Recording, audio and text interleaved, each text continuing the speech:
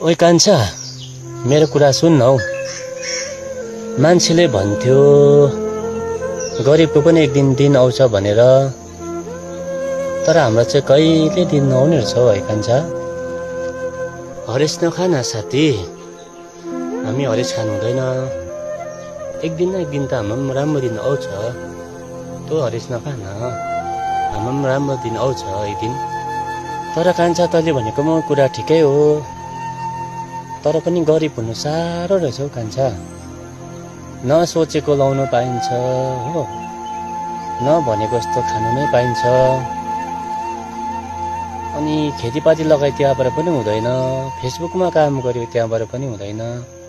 बेला बेला त लाग्छ टाढो जाउँ जस्तो लाग्छ कान्छा। तर अब नानीहरू पाल्नुपर्छ, त्यही भएर गरिब हुनु पनि धेरै गाह्रो रहेछ हौ कान्छा। ए साथी, हरेस खानु हुँदैन हौ, काम गर्दै जानुपर्छ हो। अनि एक दिन न एक दिन त हामीले सफलता पाउँछौँ।